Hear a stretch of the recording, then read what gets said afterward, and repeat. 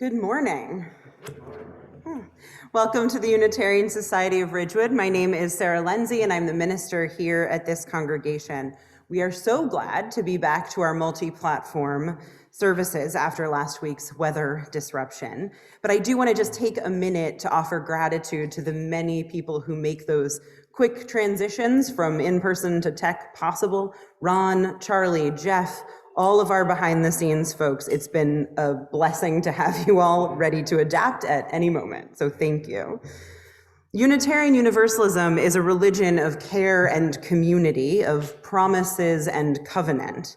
We don't ask folks to believe one particular thing about the nature of God or the nature of humanity. We have no particular dogma or creed. But we do ask each other to think about who we want to be and how we want to be in this world that we share. We ask each other to embrace hope and the power of love and the possibility of change. We are committed to increasing justice, love, and compassion.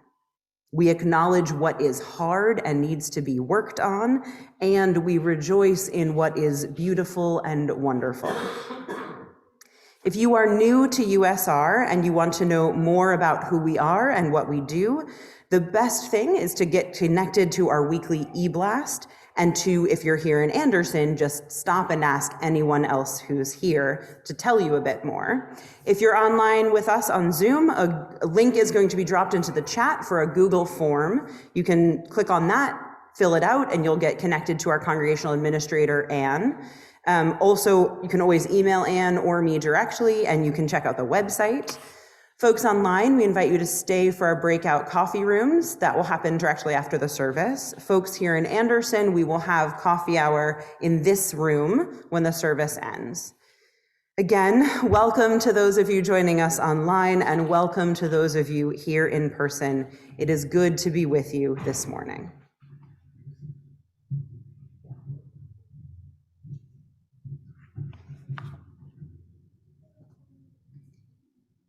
Let me add my welcome. I am Laura Krag, and this morning I am serving as the Sunday Associate. We are launching this program today, and Reverend Sarah will say more about it as the service continues. For now, please join me in the words for lighting the chalice. They are on your screen. We light this chalice for the light of truth, the warmth of love, and the energy of action as we gather together in the circle of community.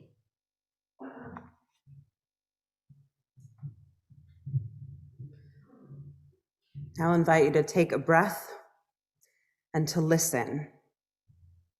In the quiet we will share in this time we have set aside, in these moments of reflection, song, words, of spirit and thought, of attention and wonder, here now together we breathe and we let ourselves hear the call to be present,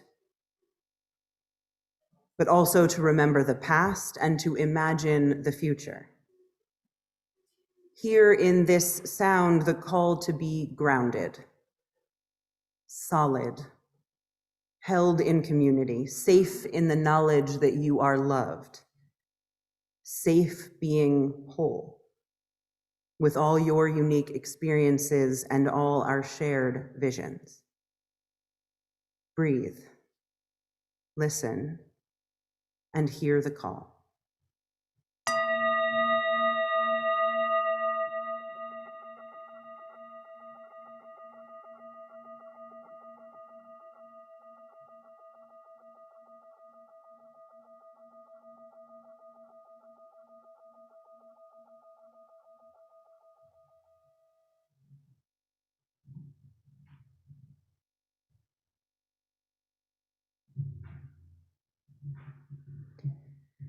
This morning, while we are here in this space and online, next door in Fellowship Hall, our children are painting tiles. One of our congregants, the incomparable Mary, made a whole bunch of clay tiles, and our children are going to paint them with glazes of all sorts of varying colors. Mary will fire them, and then our children will have these pieces of art, these expressions of their own creativity to take home. It isn't just an art project. It's an exercise in patience, in care, in delving into the unknown. If you've ever glazed ceramics, you know that the liquid chemical suspensions often look nothing like the color they will become once they have passed through the fire of the kiln. What will eventually be red might look blue. A vibrant yellow before firing might look gray. You choose your colors, you paint, and you hope, reminding yourself all the while that you can't control what's going to happen. You have to just rest in the knowledge that you've done what you can. Because of course, there's also then the variability of the heat inside the kiln, and you don't know, will the glaze run? Will it be faded? Will it oxidize and end a color you never would have chosen? Like life, almost certainly, the piece will not be exactly what you had imagined, especially if you are new to the challenge of making beautiful the empty canvas of clay. Glazing ceramics is an exercise in embracing possibility. It's a practice in gratitude and joy. Much of what we do here in this congregation, in religious community in general, is practice. We exercise together. We teach our children to do this too. We exercise our imagination as we envision the best thing this world can become. We practice being our best selves in the quiet of our hearts and in company. We practice loving and being loved with healthy boundaries and clarity. We exercise our compassion, our justice-making muscles in every meeting, with each disappointment, with each challenge. We practice joy, celebrating and laughing and gathering. What we do here matters, not only for each of us, but for the world. All that practice and exercise helps us create beyond these walls. So this morning, we remind ourselves what it means to build, to cultivate, to vision for, and to create a community of care and growth, one that holds us close and sets us free, one that helps us catch our deepest spirit and change the world with joy. Thank you for being with us.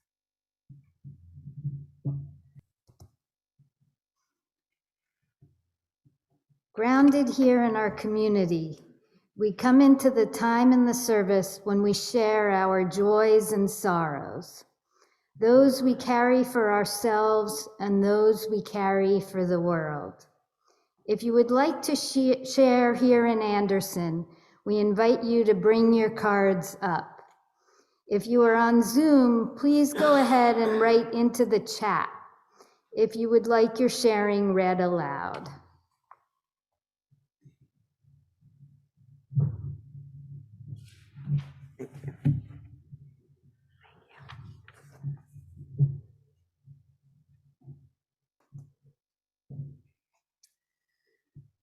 As we give folks a second to write in, I want to take a moment. This morning, we remember that yesterday was the 80th anniversary of the executive order by FDR that began the forced relocation and internment here in the United States of well over 100,000 people of Japanese descent. This is a thing that we have to reckon with in our own history, recognizing that particular moment of shame. And so this morning together, we recognize the betrayal enacted on a broad scale by our government and our people. And we recognize the pain that caused to untold numbers.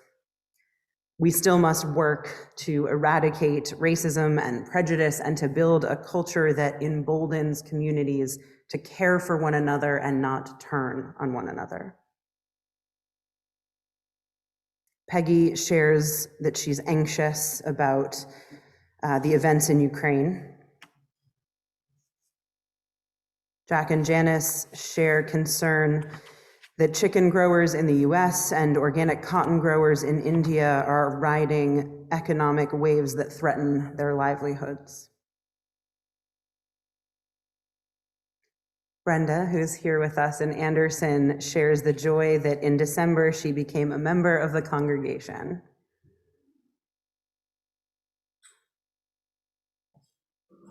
Jan is holding the sorrow that her friend Judith lost her husband, Larry, to Alzheimer's on Thursday. Although there is mourning, there is also relief that Larry is at peace.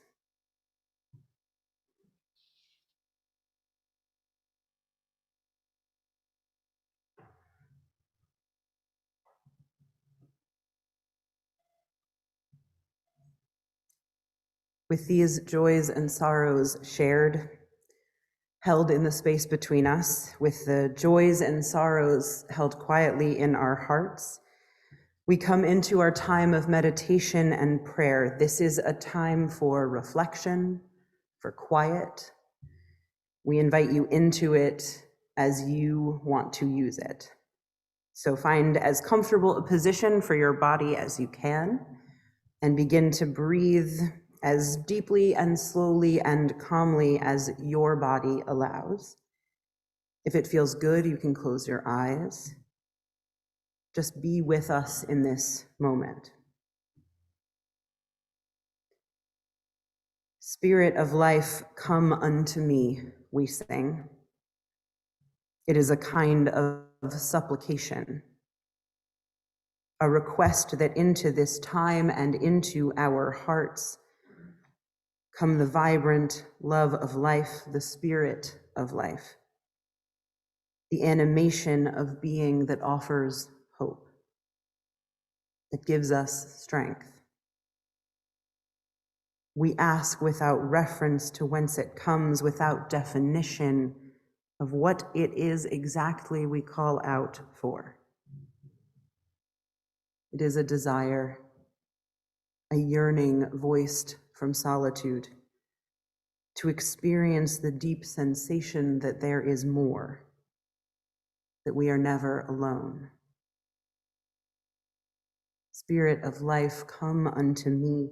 Sing in my heart all the stirrings of compassion. Provoke in me an empathy for my fellow beings. Remind me that I move through this world as part of a vast creation. And when my heart is most open, most free, most loving, it is filled with compassion for myself and for all existence. Sing in my heart all the stirrings of compassion. Blow in the wind, rise in the sea. Move beyond this moment of song and quiet. Move out into the wide world. In the rain, in the trees, in the sunsets and the sunrises, in the night stars. Be known to me in all that is. Blow in the wind, rise in the sea. Move in the hand, giving life the shape of justice. Help me see the world with wonder and help me change this world. Help me be changed. Take this flesh and these bones, these muscles, and set them to work. Move in the hand, giving life the shape of justice. Roots hold me close, wings set me free. Remind me that in each moment I am held deeply in love. I am held deeply in community. Help me know that grounded in this way, solid and safe in the circles I cultivate, grounded in my relationship to the holiness of each person and to my own holiness, I am capable of so much more than I realize. Roots hold me close, wings set me free. Spirit of life, come to me, come to me. come from without and from deep within. We sing that song knowing that contained within each of us is the sacred, the holy, and swirling all around us in the spaces between us is the sacred, the holy. Awake and alive with the spirit of life, we cultivate the spirit of love. We offer our compassion, our witness, our presence to each other and to this world we share, as we hope for greater wholeness for us all. May the Spirit be made plain to us each and every day, in relationships of intention and interactions of care, in our expansive circles of community. So may it be.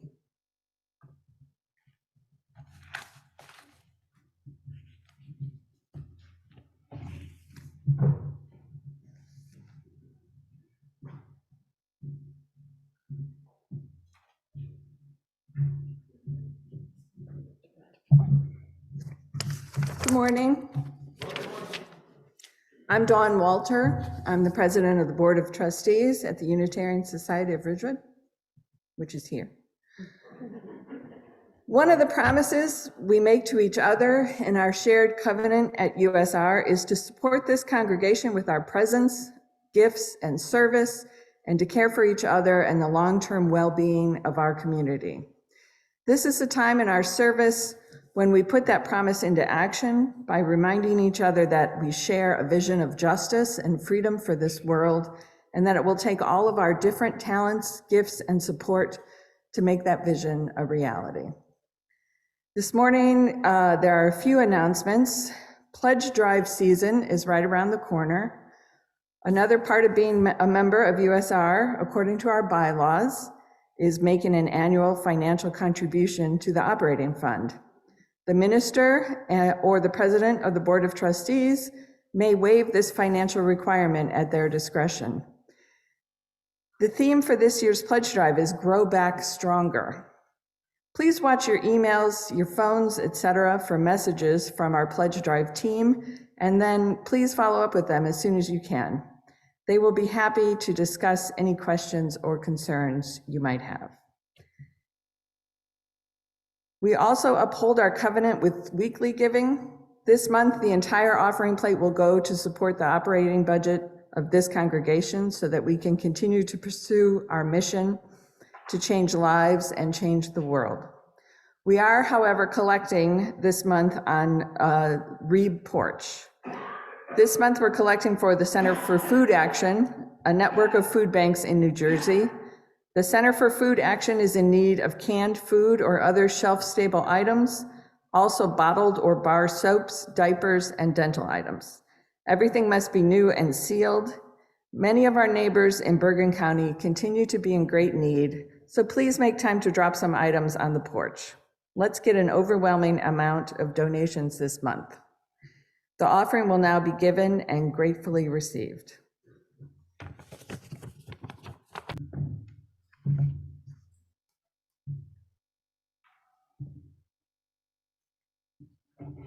Our reading this morning is a piece titled Why I Go to Church, from the larger work on going to church. It was written by the 20th Unitarian Minister, the Reverend A. Powell Davies. 20th century, sorry. Okay. Davies uses the word church, but we invite you to substitute in your mind the word congregation or service or society. Let me tell you why I come to church. I come to church and would whether I was a preacher or not, because I fall below my own standards and need to be constantly brought back to them. It is not enough that I should think about the world and its problems at the level of a newspaper report or a magazine discussion. It could too soon become too low a level. I must have my conscience sharpened until it goads me to the most thorough and responsible thinking of which I am capable. I must feel again the love I owe my fellow men and women. I must not only hear about it, but feel it. In church, I do. I need to be reminded that there are things I must do in the world, unselfish things, things undertaken at the level of idealism. Workaday enthusiasms are not enough. They wear out too soon. I want to experience human nature at its best and be reminded of its highest possibilities.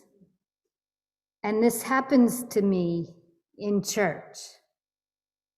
It may seem as though the same things could be found in solitude, but it does not easily happen so. In a congregation, we share each other's spiritual needs and reinforce each other. In some ways, the soul is never lonelier than in a church service. That is certainly true of a pulpit, for a pulpit is the most intimately lonely place in the world. Yet it is a loneliness that has strength in it. Perhaps this is because the innermost solitude of the human heart is in some paradoxical way a thing that can be shared, that must be shared. If the Spirit of God is to find a full entrance into it. We meet each other as friends and neighbors anywhere and everywhere, but we seldom do so in the consciousness of our soul's deepest yearnings.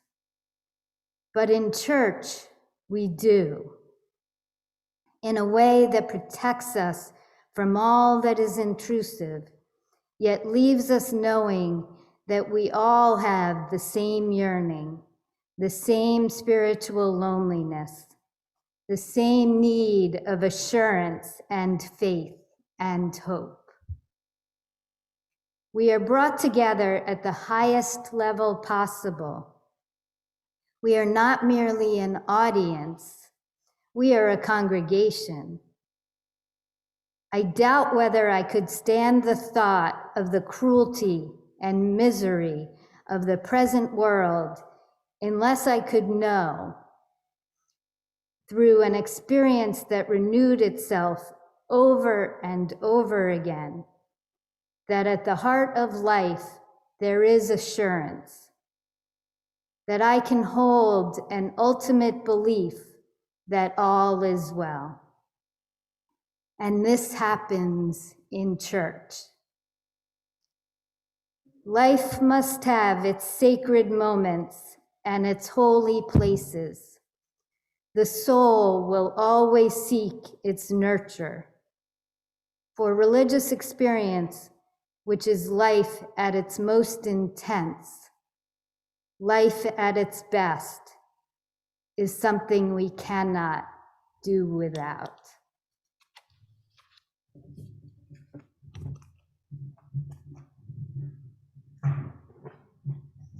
I'd like to invite up Mike. Mike Patterson will be delivering the first in a series of testimonials from members of USR, ones that are reflections on why they come here year after year, week after week.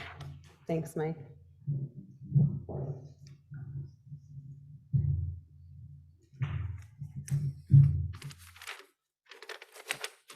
Good morning. Excuse me. I've been coming here about 46 years. Yeah. And when we introduced ourselves to the society, put our daughters into the RE program. A couple of years ago, my 4-year-old granddaughter came in the kitchen and she looked up at me. I looked down at her and I knew what she wanted. I could read her face. I said, "Would you like a chocolate chip cookie?" Of course. Which takes me to my story about the society.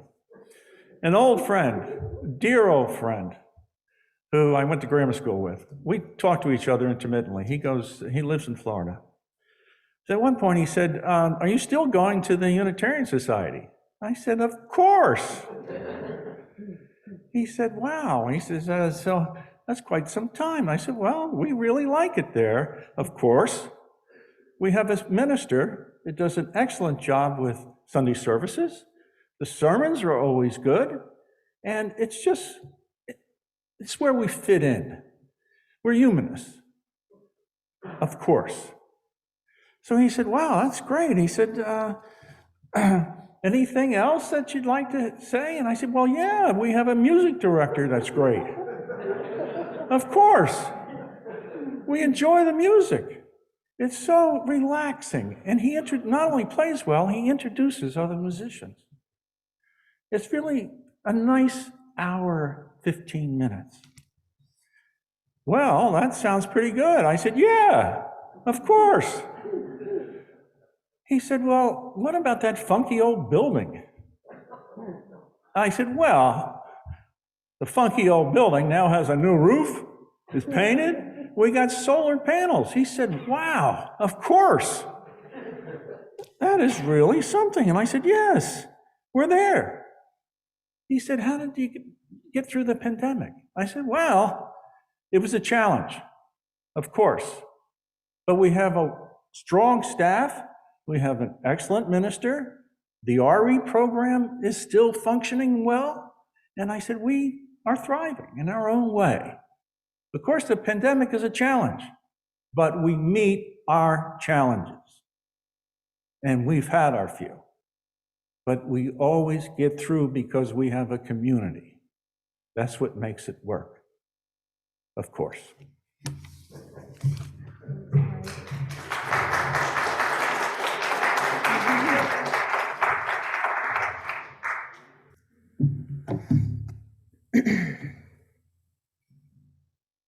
The other day, when the weather was ridiculously unseasonably warm, my children and I went outside. We went seeking the big concrete walls in our neighborhood against which we could hit tennis balls to let out our February frustration, our excess energy. Of course, many other folks sought those same walls, so we found ourselves instead in and around the playground. And we ended up running into a bunch of friends. Small communities facilitate that kind of fortuitous encounter. A couple of dads who were out there with their children and I hung around the baseball field, watching our kids engaged in frisbee, football, roughhousing, aimless running, doing those things that growing bodies need to do on warm days when they are alive with movement. The husband of a dear friend of mine had gone last summer to Australia. At that point, and I think actually still, Australia had a strict policy of 2-week quarantining upon arrival into the country.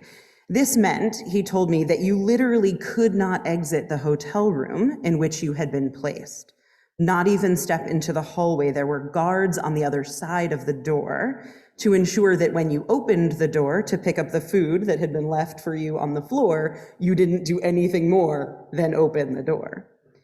For 2 weeks, 14 days, you could not leave. And round about day 10, he said, a mental health nurse called to check in, to make sure you were okay, to assess you, really. And he realized in that moment that they knew, he told me, that folks start to get a little off being isolated for that long a span of time. He said if I had asked him before he went how it would be, that he would have said he was mentally strong and the whole thing would be no big deal. But when that call came in, he realized he was having thoughts, strange ones he hadn't anticipated, feelings about being isolated, that he felt out of character with thoughts and ideas that he wasn't comfortable with. I shared that I didn't think there was any way I would have made it to day 10, let alone through 14 days, and that it made me think of folks in prison, particularly folks in solitary confinement. The effects of isolation are actually pretty evident, though we may be lacking in policies that reflect our intuitive and research-based grasp of what it does to humans. He said he'd thought of that too when he sat in that room, thought of folks in cells without contact, without windows, without phones and TVs and other means of distraction. And he told me he would not go through it again. So that Australia, even though it's where most of his family lives, is off limits for a visit until the quarantine policy is over. Ministers, therapists, neurologists, maybe even bartenders, and certainly others in helping professions that afford access to folks' inner thoughts and feelings have a certain kind of awareness. And I want to say perhaps that folks who've supported family and friends through mental health crises or who have mental health issues of their own share this awareness. It's an awareness that the edges of sanity are really closer than we like to think. That each of us in the right set of circumstances, perhaps we might say the wrong set of circumstances, might find ourselves having thoughts and fears and impulses we never thought we would. Many of us also have the awareness, though, that there are ways we can create boundaries, guardrails, safety for ourselves and our minds. We can make those edges more secure, less cliff-like. We can do things like we discussed 2 weeks ago, tending to our whole selves with meditation, with medical care, medication if we need it. We can do things like we discussed last week, offering and asking for witness, presence, the comfort of knowing we aren't alone, by being willing to make ourselves vulnerable and accept others' vulnerability. And we can do something else. We can cultivate, invest in, and create small communities, faith-filled and committed ones that ask us to do more than simply pass on through. Humans aren't meant to be alone. We aren't meant to be isolated. Some of us fare better than others, certainly, and there are degrees of isolation. But generally, we thrive in healthy relationship and in community. Not because we are then bound to a social contract designed to prevent us from committing crimes and keep us in line, but because it is communities of care, ones in which we are known and loved, and ones that also ask us to stretch and grow and practice being our best selves. It is those communities that help us remember who we want to be, how we want to live in this world. Belonging is a powerful thing. And while we can feel that we belong to ourselves, in our own bodies, in our own beings, and while we can feel that we belong to our immediate family, our intimate beloveds that share our day-to-day, there's a different kind of expansiveness that comes with belonging to a larger circle. And it makes me think of our reading for this morning, that one from A. Powell Davies, who was largely responsible for a massive increase in Unitarian congregations along the Beltway in Virginia. This piece that he wrote reflects on why we come to congregations like this one, why it's different from the PTA meeting or the book club. He writes, "We meet each other as friends and neighbors anywhere and everywhere, but we seldom do so in the consciousness of our soul's deepest yearnings. But here we do, in a way that protects us from all that is intrusive, yet leaves us knowing that we all have the same yearning, the same spiritual loneliness, the same need of assurance and faith and hope. We are brought together at the highest level possible." We build communities elsewhere, certainly, but here we build a community that asks of us a certain kind of depth, an honesty, a trust. It asks also of us commitment and a stepping into the unknown, a willingness to vision a different self and a different world, and to practice the work of making them real. It asks also that we do what Emerson called passing life through the fire of thought. In 1838, Emerson delivered to the senior class at Harvard Divinity School an address that is now called the Divinity School Address. And in it, he describes a preacher who seemed to give no indication that he lived at all. That's how Emerson phrases it. A preacher who made the hearer want to shrink inside his cloak and back into a solitude so that the words of this preacher could not penetrate.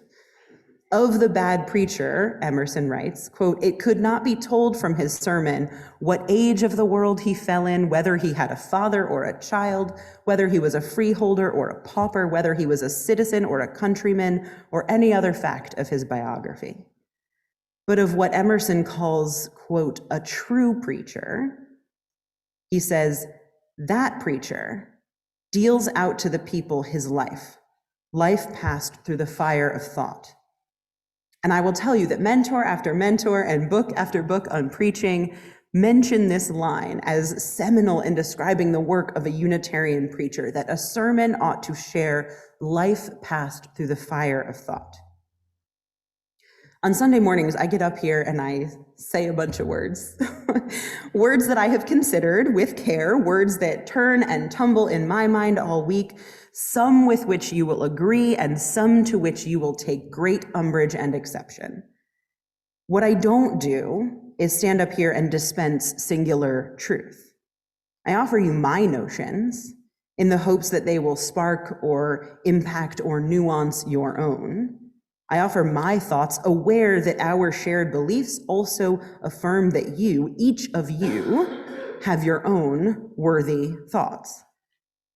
If I am asked to offer aloud my life passed through the fire of thought, I am asked to do so knowing that each of you is doing the work of passing your own life through the fire of thought. That each of you in our prophethood and priesthood of all believers is reflecting, considering, thinking all the time about what you see and read and hear and experience. That belief is part of why we've brought back the Sunday Associate program, a weekly reminder of our shared work of reflection, our shared leadership, even in the meaning making that happens from the pulpit. This is a community that asks each of us to engage in our own spiritual explorations, not just for 1 hour on Sunday mornings, but throughout our lives. This hour brings us together, as Davies says, at the highest level possible, but it's to practice what our deeply held beliefs ask us to do all the time.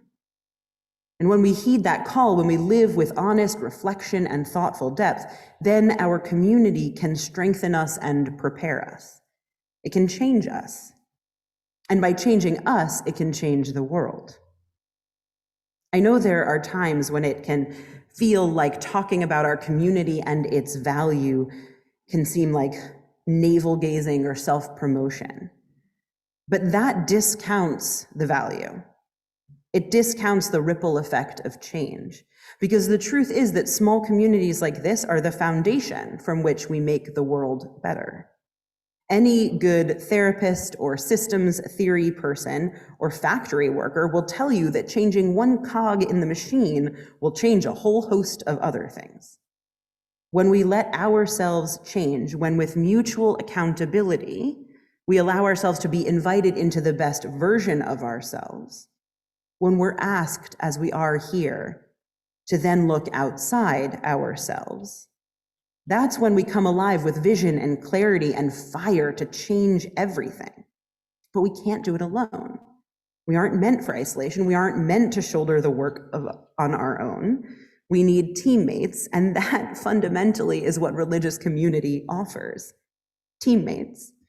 Teammates in the quest for justice, teammates in recalling our highest ideals, teammates in being encouraged and supported to achieve our wholeness, teammates in accountability, teammates in belonging, teammates in change that doesn't require anger and vengeance and punishment, but healthy boundaries and restoration.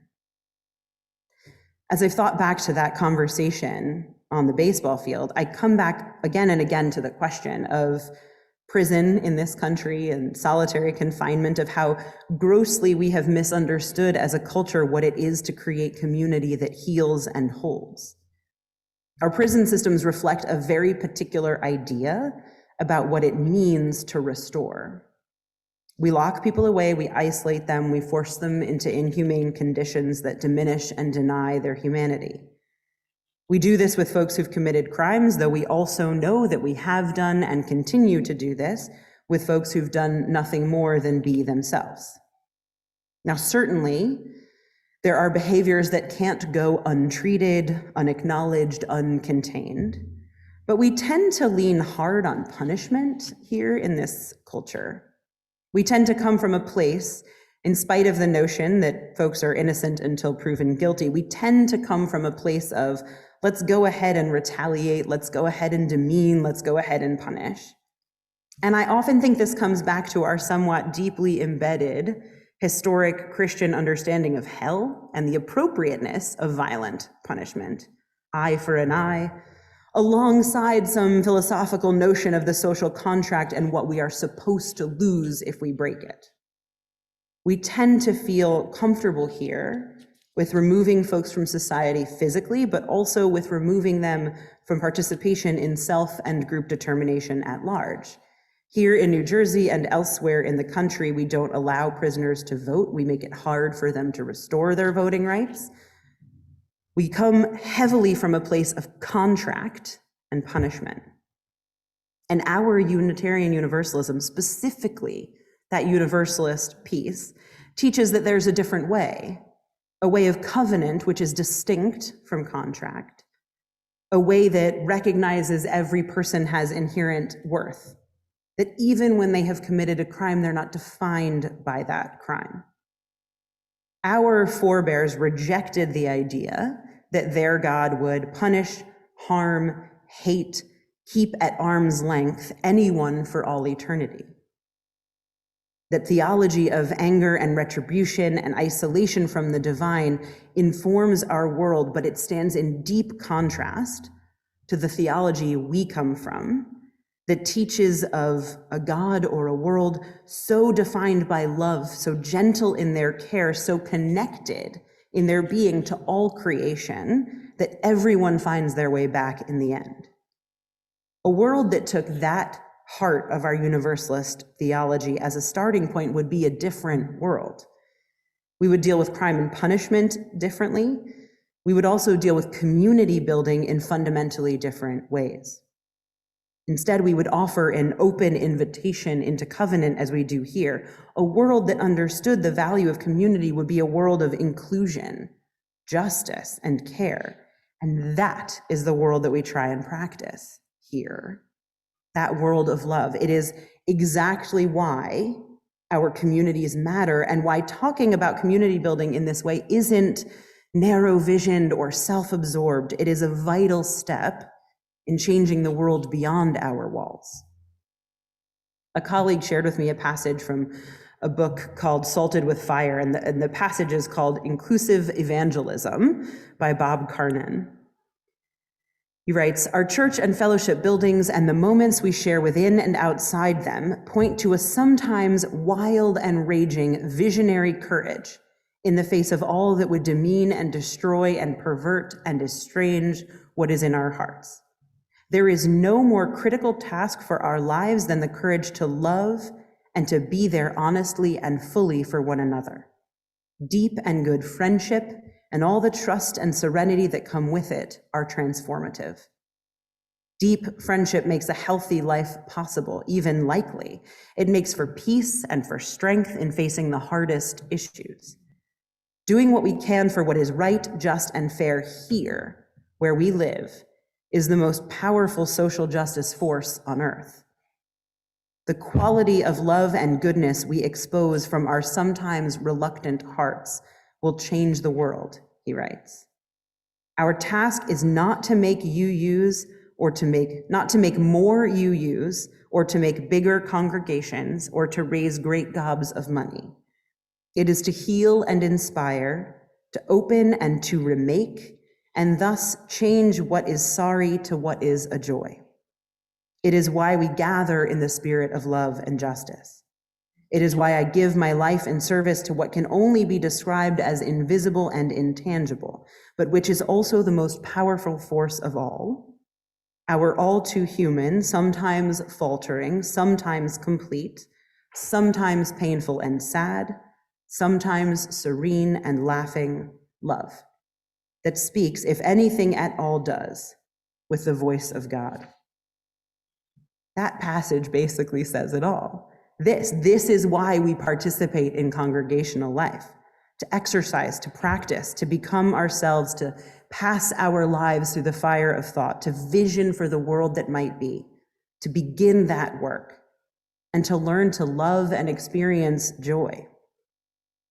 Even when it challenges us, life together here at USR brings fulfillment, change. It brings a great deal of joy. I am grateful for it and for you.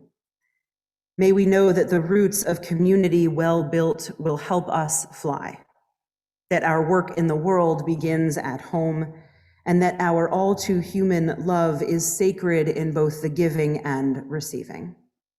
So may it be.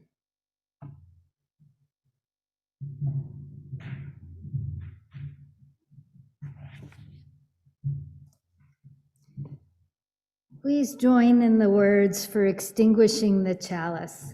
They are on your screen. We extinguish the flame, but may the light of truth, the warmth of love, and the energy of action burn bright in our hearts until we are together again.